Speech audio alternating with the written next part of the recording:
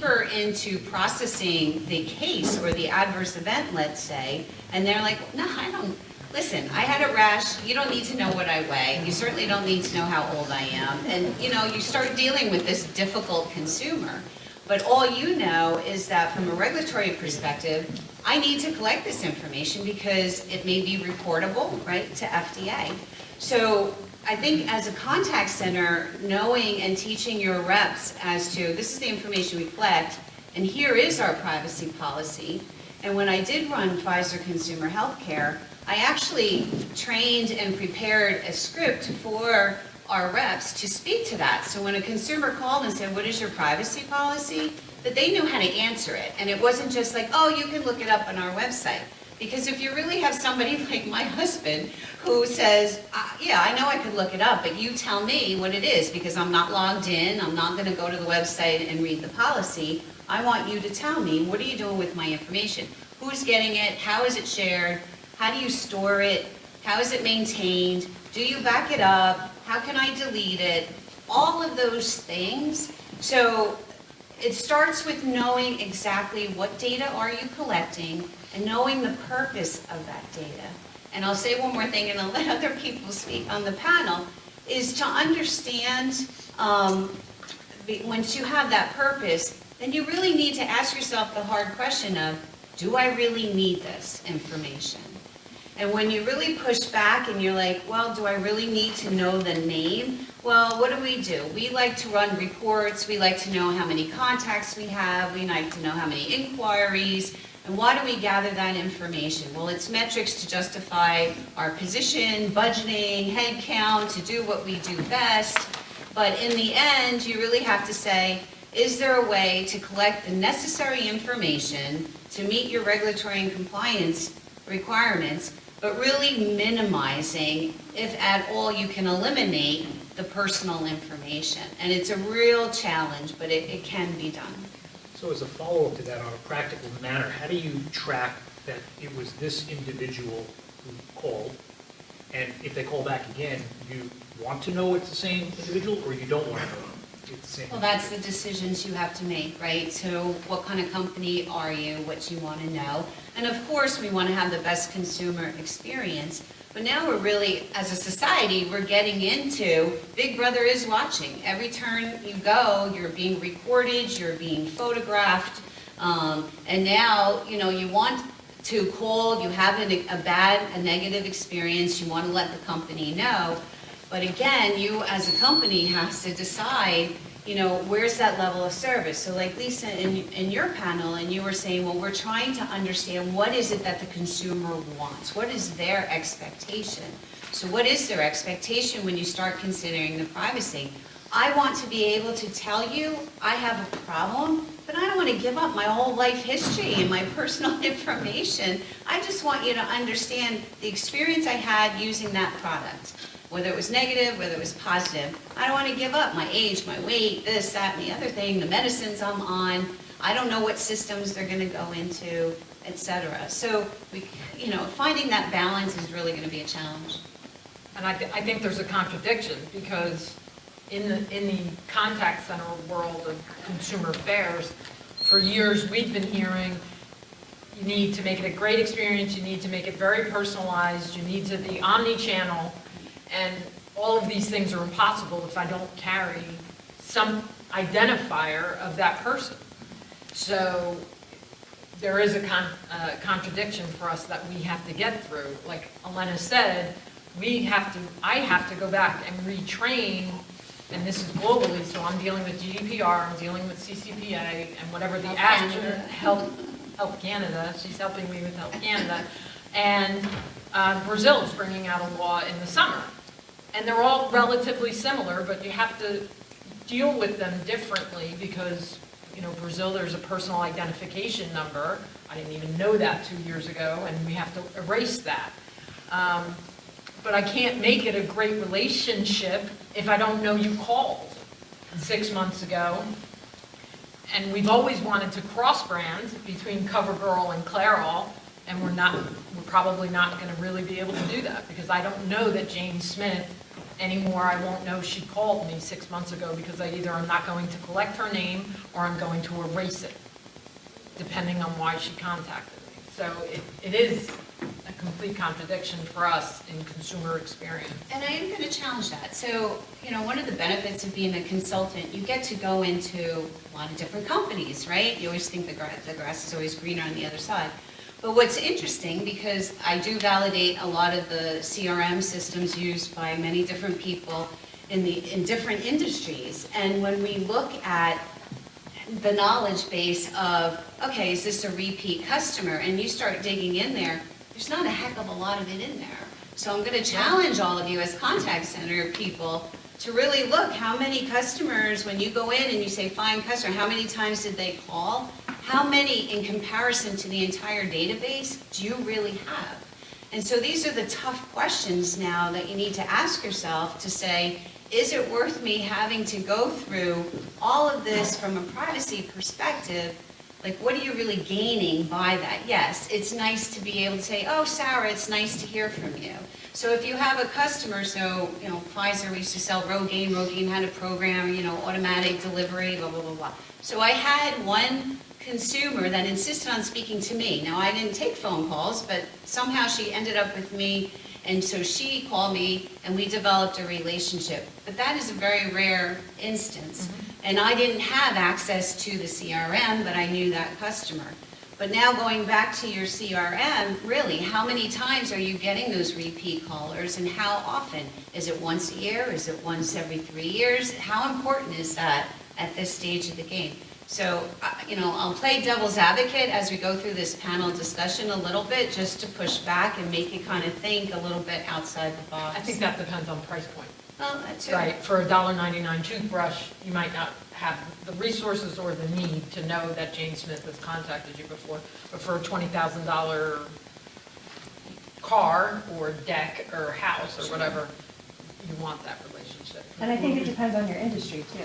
Yeah, absolutely. This really where it comes to play is the privacy notice and the parameters that you set forth and provide to the consumer of how their data is going to be used, the purposes that it's going to be used for, how long you're going to keep that, basically why you need to have that data, and so that really outlines the parameters by which you are able to process, access, view, store their data. And so let's step back. So who owns that relationship with the consumer? So Sitel does it. We do business on behalf of sellers or companies. So we don't own that relationship. So whose obligation is it then to provide that notice to the consumer about how their data is going to be handled, how they can access it, what their rights are, etc. Well, whoever owns that relationship is one answer, and that'd be correct. But that's not the only answer. So if you're sitting in the call center and the consumer has been provided a privacy notice that covers 10 points on why they need your data, what data they're going to collect, etc. But then the client comes to you and said, we need XYZ information from this consumer. They just changed the parameters now of that privacy notice. And so has that privacy notice been updated? If it hasn't, then at the point of collection, it becomes the responsibility of that call center to then inform the consumer of those data, their rights and why they're collecting that data, etc. And that script really needs to be driven by the client, because ultimately they're going to own that relationship, right? So the CCPA, for example, defines 3 entities. They define business, they have third party, and they have service provider. We are working with our clients and endeavor to when we're drafting new contracts, but we're also going back to existing clients and providing addendums or getting addendums signed, so that Sitel is only a service provider. That means we're only operating at the direct instructions of the seller, who is the owner of the data, and we're only using that data at their direction. right? So in some regards, that kind of alleviates some of our responsibilities from the CCPA, not all of them, but most of them, which, and then they fall back onto the business. But, you know, that's really, in my mind, is the contract between you and the client, and the privacy notice between the data owner and the data subject are primary drivers for handling, processing that consumer's data. So that brings up a really good point, your business relationship. So within the contact center, so if it's an outsourced contact center, the company is the liable party, right? But you also may be dealing with yet another third party or another third party.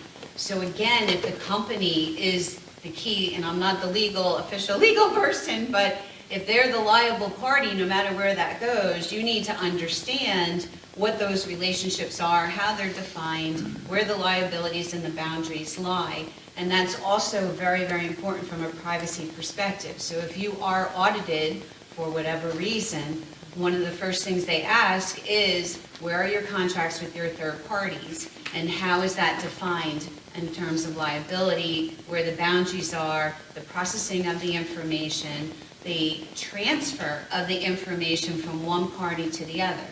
So we all know from email is not secure, no matter how many firewalls and encryption you use, it's not enough in today's world.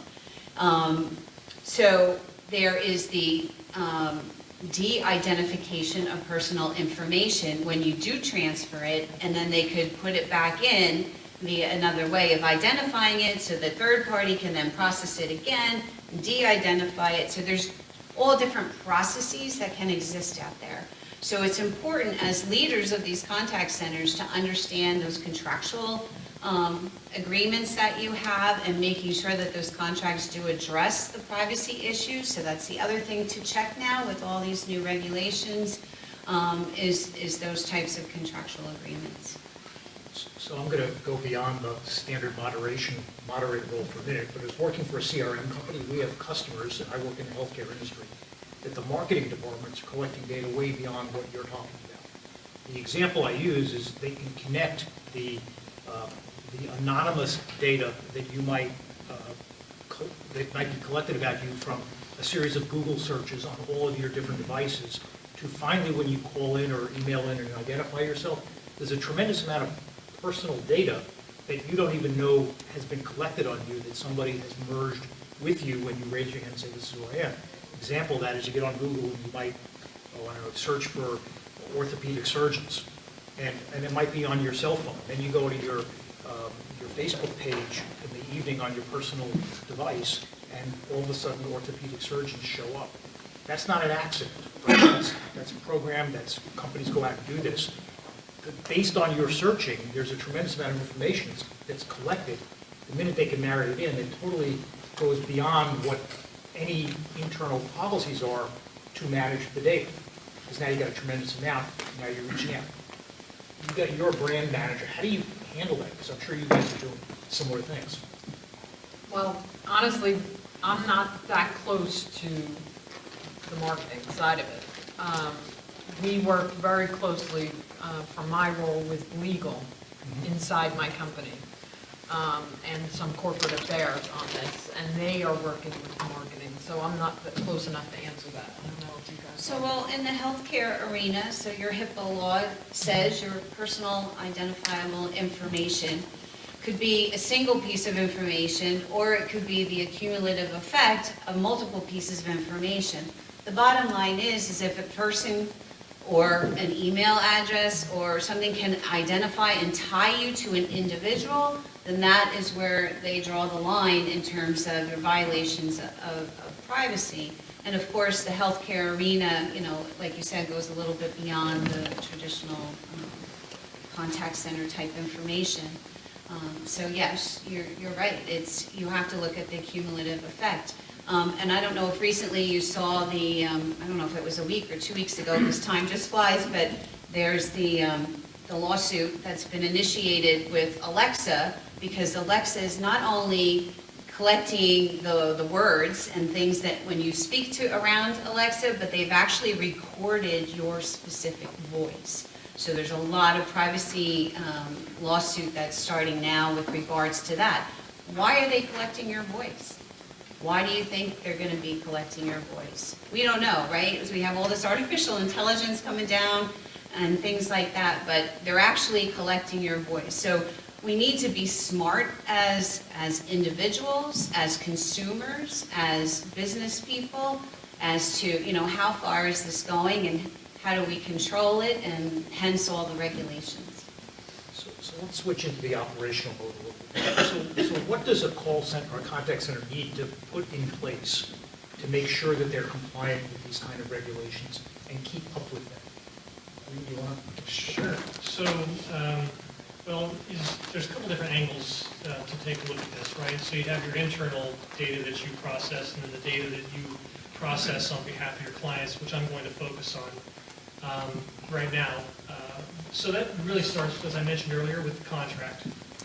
Contract between the BPO and the client, which outlines the parameters by which you're going to be able to process that data. If the contract doesn't sufficiently address the privacy requirements, you may need to put in place a privacy addendum, which we've done multiple times in order to do that. Both the GDPR and the CCPA, the contract basically becomes the legal parameter by which you can process that customer's or that client's data. Some of the things that you can put as far as a privacy program is look at each one of the systems that are used to process that data. What type of security is on that? Where does that system reside? Is it a cloud-based? Well, it's not floating out in space somewhere. It resides somewhere. So you need to figure out where those servers are located at. Do they have sufficient security? How's the data transferred from your CRM tools to that cloud storage or call recordings? If you're using a third party, you need to have a contract with them. But where do they store the data? So all those things need to be looked at to make sure that you have appropriate security measures in place. Obviously, you need policies and procedures. Updating your policy, both your website presence policy, but your internal privacy policy as well.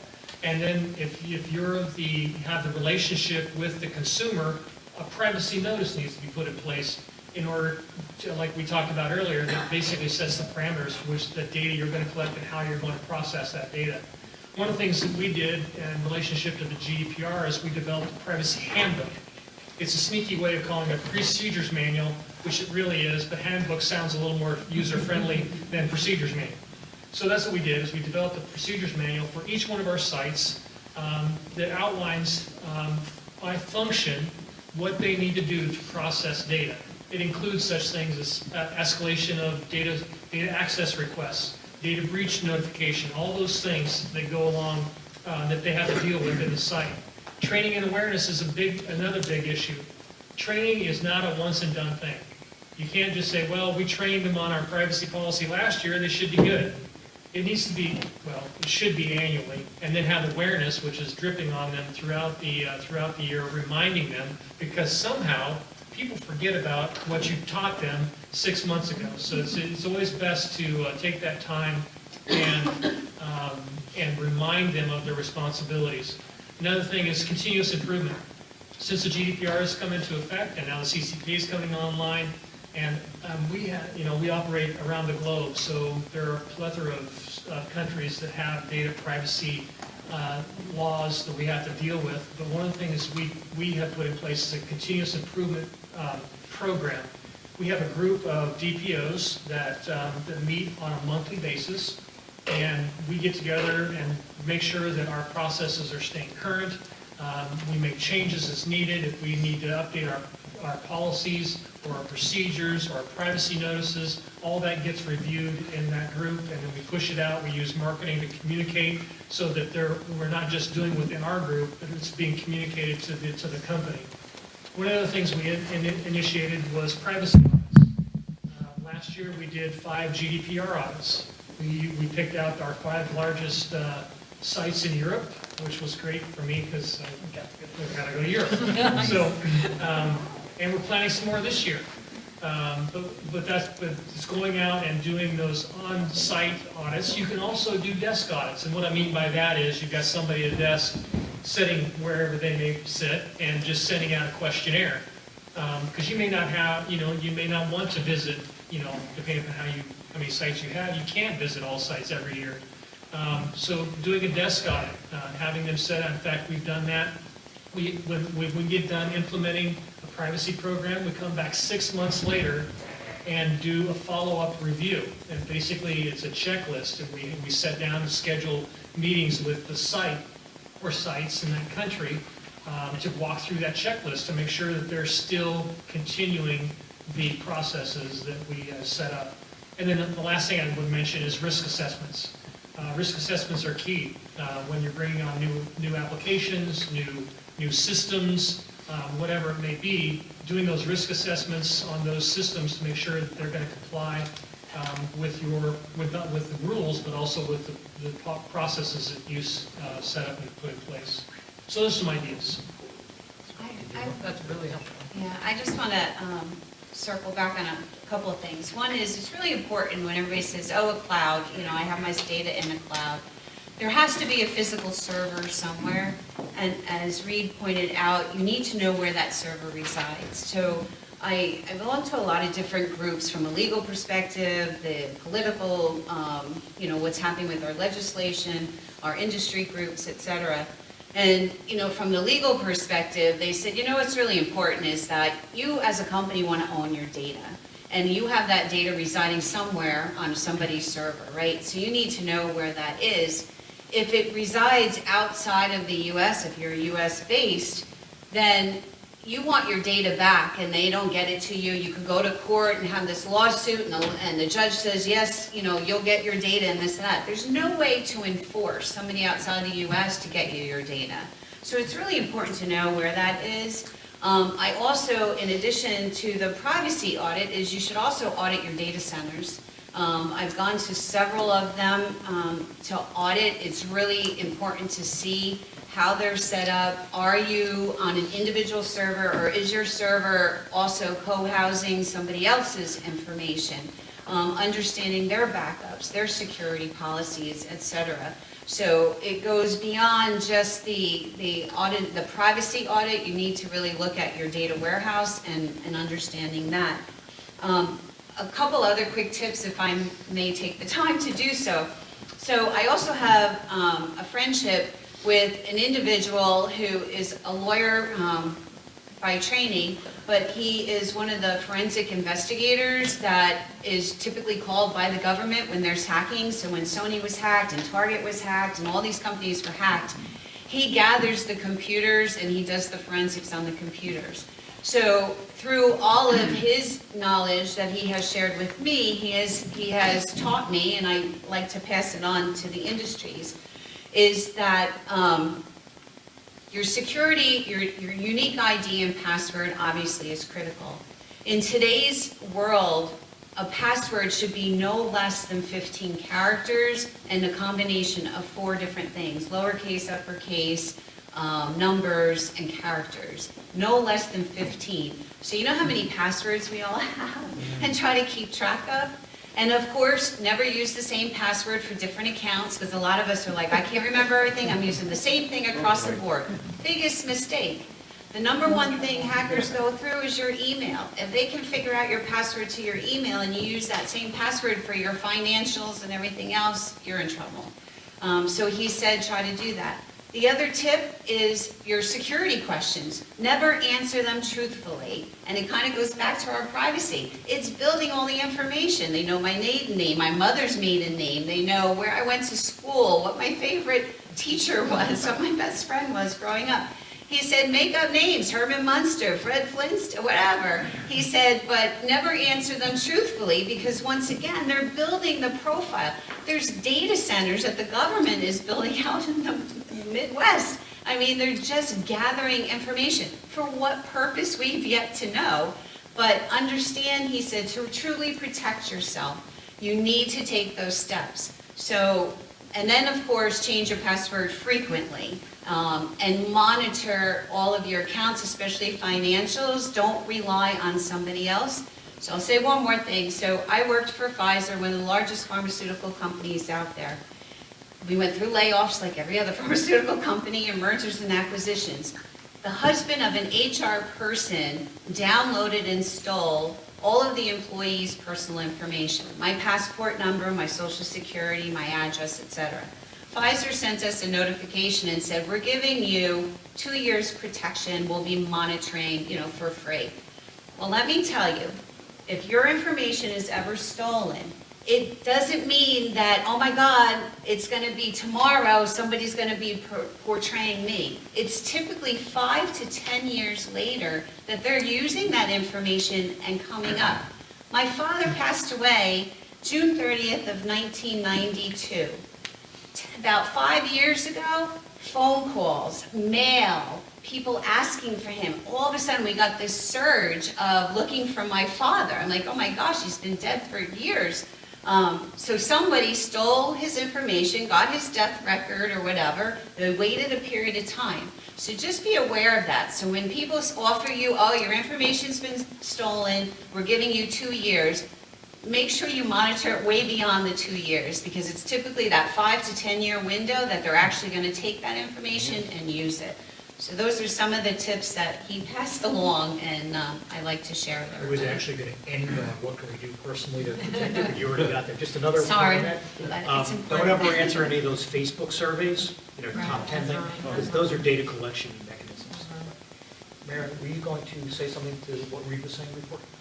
Well, I think that was really helpful, Reid. I think that just overall in a contact center, what the strategy I'm implementing is, because I'm mostly inbound, almost all inbound, is if I don't need it at that moment, I don't need it. So we have to go through and retrain, because our agents are, and I use outsourcers, are asking for the name because they think it's the personal thing to do, to have a conversation with the person. We don't necessarily need that full name yet at the beginning of the call. Let's see where we go and only capture it if I need it. Only capture the address if I'm going to mail a coupon or execute a refund or send a replacement product. Only capture the phone number if I'm really going to need it to finish this transaction, to finish this interaction, that I might have to contact that person again because it's an adverse event or because they couldn't give me proof of purchase at that moment. So to me, that's the rule, is unless and until you need it, don't collect it. Does that make sense to you, Reid? The other thing you may want to consider too is, what if there is a breach, a security breach of that data? What if your system was hacked into? What if something happened? Are you prepared to do that? So a lot of these regulations and laws say that you need to notify those consumers. How will you know? How will you know who to contact and stuff like that? So again, we have the challenge of what information are we collecting? What are our obligations of holding that information? And then putting together that security breach response plan. So it's another thing to think about. And then the only other thing I had on my list of strategies to implement is considering cyber insurance. And of course, it may be beyond the contact center department itself, it's your organization. But there is such a thing as cyber insurance, and it's something to look into and explore as well. Could we just maybe talk a little bit about the data breach? So developing a data breach mitigation strategy, you should be developing that, prior to your servers burning down and data running out the door. So having one put in place now, and I've talked a little bit about training earlier, that you need to train everybody in the company to recognize and to report how to report a data breach, and then have a response team. We have a response team in our company that when we get notified of a possible data breach or an incident, that as soon as that communication comes in, it's all hands on deck. And the first things we do is try to mitigate the issue, shut it down, if, depending upon what happened or what, who's involved, so if it's client data, we obviously have, and contracts are different, so some contracts, require immediate or within a certain time frame to report the data breach. Well, you want to make sure you're gathering information, as much information about what happened, who was impacted, what you've done to mitigate it, and what the status of the issue is today before you contact your clients. So when they ask all those questions, you'll have responses for them. And then, you mentioned about perhaps having the need to report that to either a regulator, because there are certain jurisdictions that require you to self-report a data breach depending upon certain parameters, and they vary by jurisdiction. You may also have to inform consumers, and again, those parameters vary by jurisdiction. But at a minimum, you have to inform, like for example, us, if it was a client data, we would inform the client and work on a response and determine, again, if we meet those parameters in the jurisdictions where the consumer resides. So that's another important piece of information is the data reporting or data breach reporting requirements are where the consumer resides, not where your call center is located at. It's where the consumer is based. So just some thoughts. Yeah, I would add to that we have that in place and have it outside of our normal operation. So that the day-to-day of the regular contact center is continuing to happen. Crisis, and that would fall under crisis for us, is actually with a different contact center, different phone lines, so that we can manage it. Same thing, Yeah. How do you recognize if a breach has occurred? Some of them may be obvious, but how would you know if it happened? I'm not the technical guy, and I don't really know all the, technical stuff. Usually when it floats up to my level, I'm on that response team, and that's when, we're strategizing, and I'm, I would leave that to the technical guy, I guess, from. So that's a really good question. So this expert that I referred to earlier said hackers today are getting more and more savvy, that you may not even know you've been hacked for over a year that they were in your system. It's really, really getting difficult to even know that it's happening. So that is a huge challenge for organizations. And just one other comment on the timely manner of notifying the individual where the data may have been compromised. So a lot of times the regulations, especially in the healthcare arena, if you're dealing with HIPAA laws, you have to report in a timely manner. So that timely manner, how is that defined? So in your plan, you need to define what that means. Within 24 hours, 48 hours, and then it needs to be reasonable. So you can't say that you knew that there was a breach, but you wanted to have mediate, you want to do this, you want to do that, and it may take you a month to 3 months. You can't do that. That's not the expectation for the regulation. So you also need to be aware of what that time frame is to report.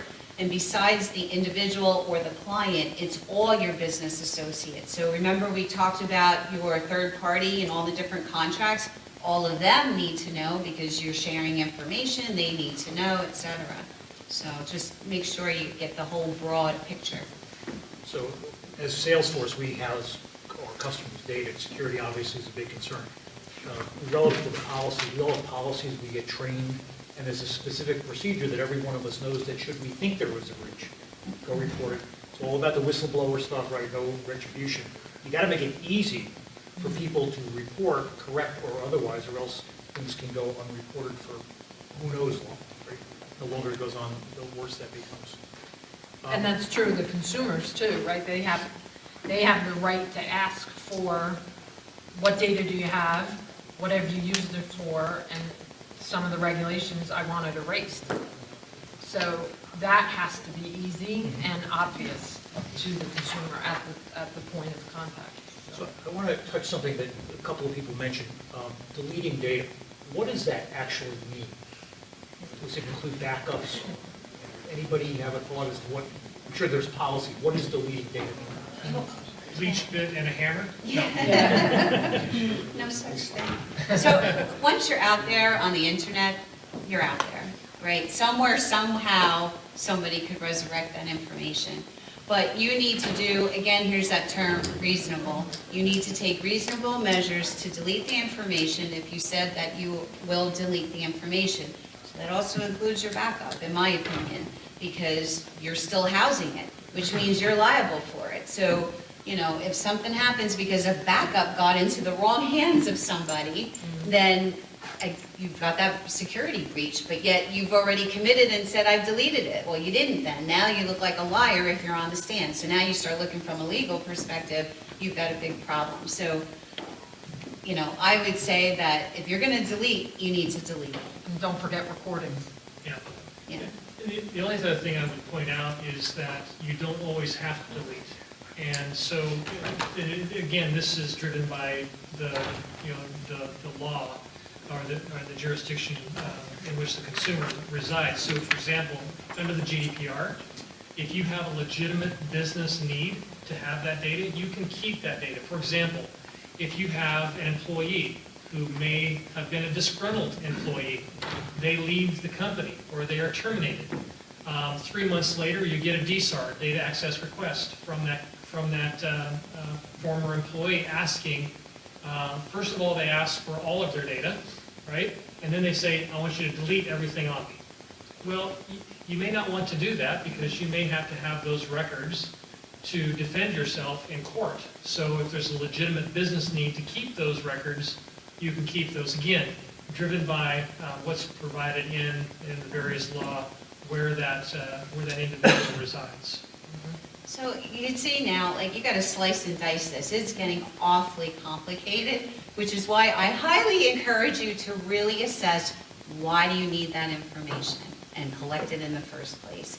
I mean, it's a hard exercise to do. It can be done, but it does require an awful lot of thought, a lot of discussion internally. It affects your marketing capabilities. It affects your customer's experience capabilities, but there is also this legal responsibility that you have. So just to follow up to that, is the liability or risk of consequence in the collection of the data and storage or the future use of the data? Both. According to the laws, it's both. So that's why it's important to have Excuse me. a detailed yet broad privacy notice or consent form, again, depending upon what jurisdiction you're operating in, that covers all the different uses and reasons why you're collecting that data. And if you share the data with another party, That has to Then be. it needs to be part of that privacy Privacy. consent or privacy notice.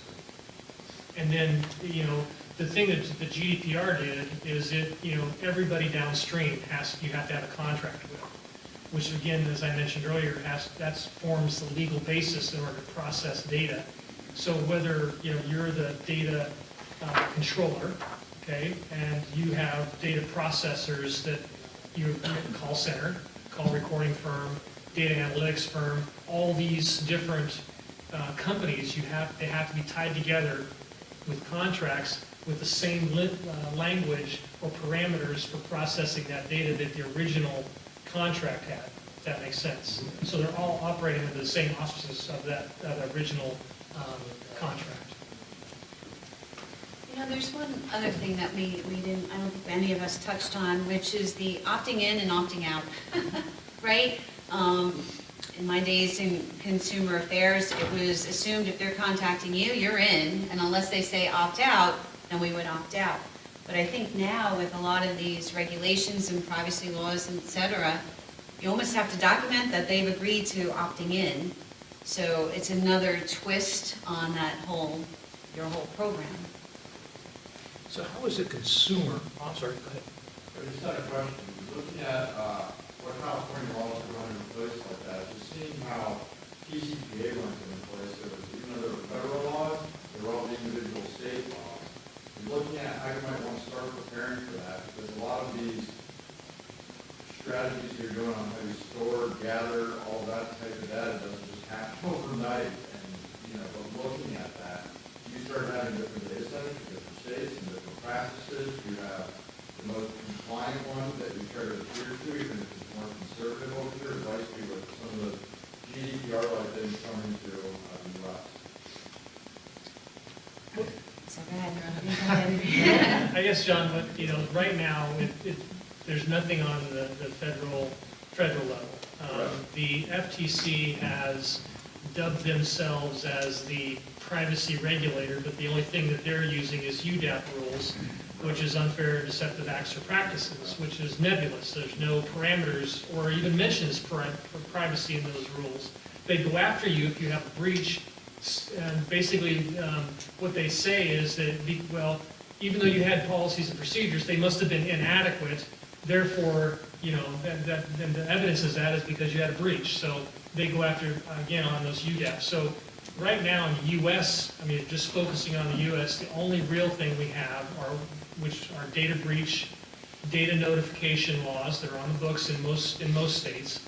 The data privacy law that's coming online January 1st in California. But other than that, and the TCPA and the TSR, which are both really privacy laws, if you want to look at them like that. But other than that, there's really nothing that I'm aware of, at least from a federal perspective, that we can really prepare. Now, best practices, you can use the GDPR as a model. If you think or perceive that those types of laws are coming to the U.S. and put in practice those same practices that you may have used or deployed in Europe across the board, and just use that as a standard, I don't think there's any harm in doing that at all. That way, you've got one standardized process across the board. Now, it may be more restrictive in some countries than others, and there may be some nuances that you have to do in one country than another. For example, you don't have to get consent in Europe, but you do have to provide, at a minimum, provide notice. In Mexico, for example, you have to obtain consent. In the Philippines, you have to obtain consent. And if you're going to transfer that data outside of the country, it has to be specified in your consent form. So those are just some nuances, but, the best practices, you could use that as a model and then deploy that across your footprint, and you hit probably 90% of the requirements of all the rules that are out there, and, as a guess. And I would agree with that. Me too. Absolutely. So we have about 8 or 9 minutes left, and I'm going to challenge each of you, and I'm going to start, to give a couple of, in 2 or 3 minutes or so, what pieces of personal advice can we give to each of these folks in the room when they go home tonight to protect their data? I have 2 quickies. One was get a password manager to manage those passwords, because when you say, and never put them in a file that's labeled called password. People do it all the time. So get a password manager, find the one that your company supports. The other thing is take all of your smart devices at home, your TV, your Alexas, your Googles, put them on a guest network, not on your regular Wi-Fi network, because your Wi-Fi network contains whatever financial stuff you probably have. Your guest network can only go out to the internet, only. A hacker can get by that, but that'll stop 95% of the people. So my 2 pieces of advice. I honestly don't have any. I shop brick and mortar as much as possible, so that would be my advice. I enjoy the experience of shopping, so I don't do I've never purchased anything on Amazon. I am the only person in the world who has never bought from Amazon. My daughter does incessantly, but so I'm not the best person to give advice. Go ahead. So, in addition to what I've already said to you, I would just add that there used to be a program on cable TV, and I forget the name of it, and I used to love watching it. It was actually produced by 2 real burglars. And the whole premise of the show was to show you how easy it is for people to break into your house. Have you seen it?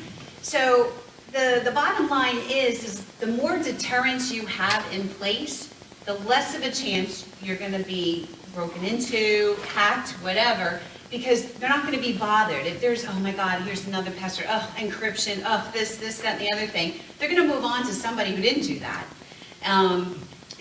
One other tip from that expert also said that it is the small businesses that get hacked versus the bigger ones. And the reason is that they hold your data for ransom.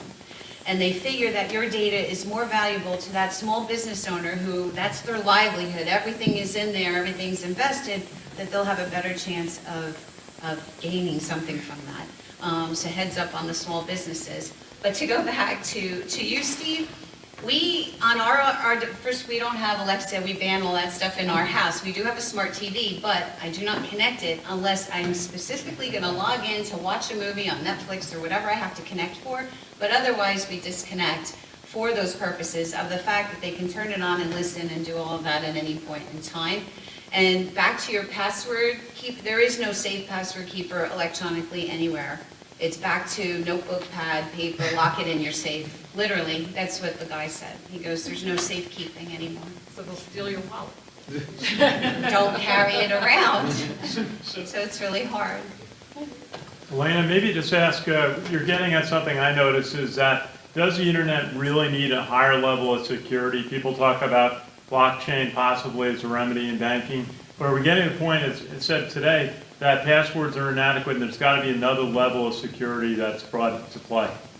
Probably, you know, unfortunately, and, you know, I'm not a big proponent of regulation, but there's a purpose for it. Unfortunately, the internet, we're a little late to the game to try to regulate some of the things that are happening with regards to the internet. But yeah, we're going to see security build and build. We're at a 15-character password at this point. How can we possibly remember all of these things? And we're not allowed to keep it on our phone or whatever.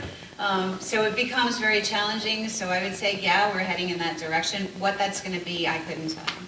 I think a point that we haven't made is that we need to improve the skill set in our contact centers. I read something recently where with all the chatbots, the AI, security, privacy, we need to make sure we're educating our frontline, or at least the supervisor level, so that they understand this and can talk to it, and it's not just a routine from a training manual, but they get it and they understand it, and they can come back with ideas on how it's helping the consumer or the customer and how it's hurting them. So we need to just raise the level of our skill set of our team, and someone mentioned a learning management software that they had. That's key, I think, for the future of our industry. Do you have a question? Yeah. so I guess my personal advice kind of aligns with some that have already been said. We have no Internet of Things in our house at all. There's no Alexa other than, you know, we got phones, but there's, you know, no Internet of Things. I can't open my garage remotely, even though it's capable of doing that. I've not hooked it up. There are, you know, you buy refrigerators, stoves, everything else that are all, you know, connected to the internet. We have none of that. And I will just as an anecdote. Well,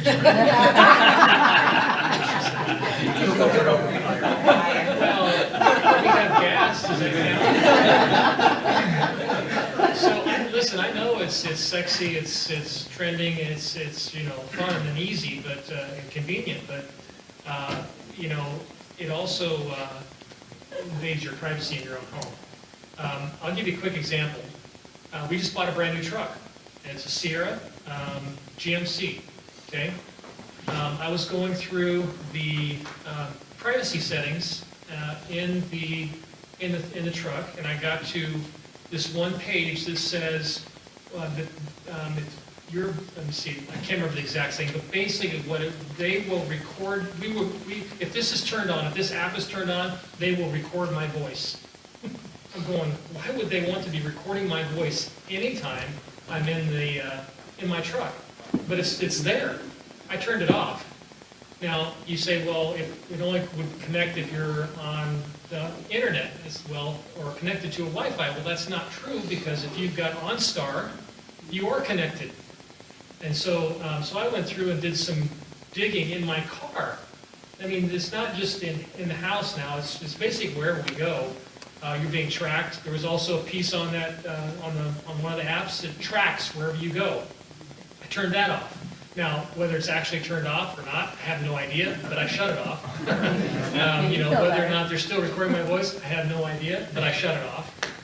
So, you know, I don't know how we're going to get away from it, because it's being invasive, but you can minimize it. Like I said, you know, as much as possible if you're paranoid, like I guess I am. Can't go new. It's true, too. 74.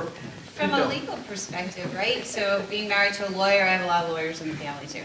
And, you know, when it goes to court for even a simple speeding ticket, and you say, I wasn't speeding, it's your word against the police officer. Well, now your car has all these things you don't even know that's in there that they could say, oh yeah, we know you were speeding. And in fact, not only were you speeding, you speed every day and all of this. Your black box, I can't remember the Even year, more than the but black there's box. a black box in every car since, I don't remember the date Right.